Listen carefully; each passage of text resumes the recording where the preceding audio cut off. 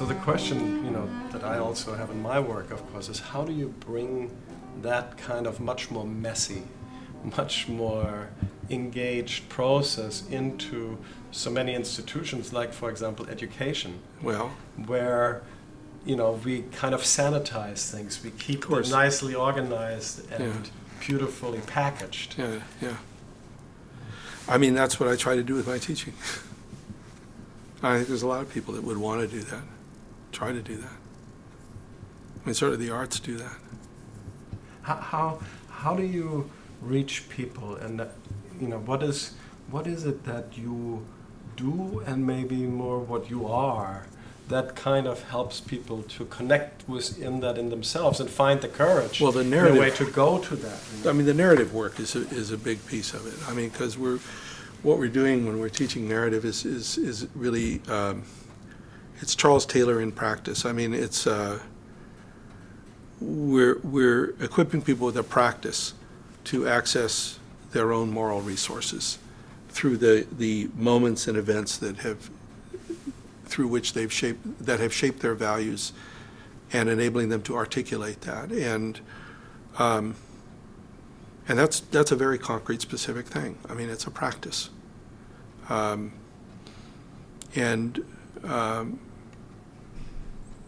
all the organizing that I do, we start off with all that. I mean, the foundation is always the values foundation, so we always start with the story work. And then the story work sort of sets the ground for all the rest that comes afterwards.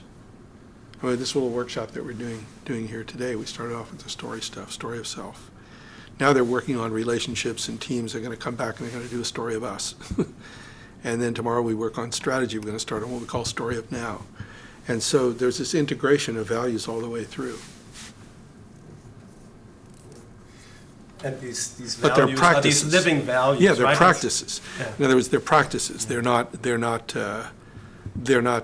ideas. Yeah. They're I mean, a lot practices. of when you look at the mission statements of companies. Oh no, well, those are ridiculous because they're not. See, values live through the particular. This is the whole deal about stories and how they work. They live through the particular, like a poem.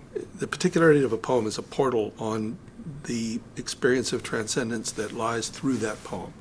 That's how stories work. It's the particularity. And that's why they can cross cultures. And I can tell a story particular to mine, and you can tell one to yours, but there will be a capacity to connect at the core of it. And so it's the opposite of abstraction. It's accessing the transcendent through the particular, rather than retreating from the particular to a level of abstraction, which then loses all the emotional content. And it just becomes mush. I mean, it's the Greeks running away from the material world, or it's getting lost in Platonism or whatever it is. I mean, it's a world that's typical of the academy. Yeah. So the particular, as you said, becomes the portal, Yeah. and you enter through this portal into the transcendent, which at the same time is also kind of the living value, the Yes. real life, the Exactly. life was most Exactly. vibrant. Exactly. No, I think that's exactly right. I mean, it sounds like your immersion in the particularity of the Holocaust experience was a portal for you on a whole other level of understanding of life in the world we're in. Yeah. I would say that the opening into the suffering of others allowed me to also open into my own suffering. That makes sense. And that allowed me to melt in a certain place where I became more able to feel, more able to access, and then of course a whole different set of relationships with others, with myself, with nature, with life in general became possible, that had this feeling of reality to it. Yeah.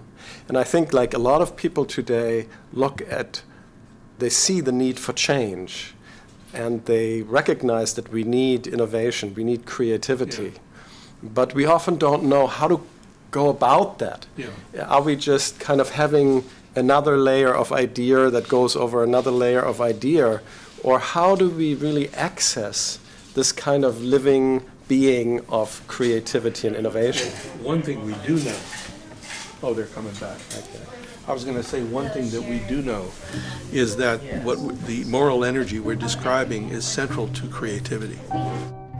On our website globalleadership.tv, you will find additional footage, other dialogues with innovation leaders from around the world, and also the hands-on practices that help them and their organizations to move from inspiration to real change.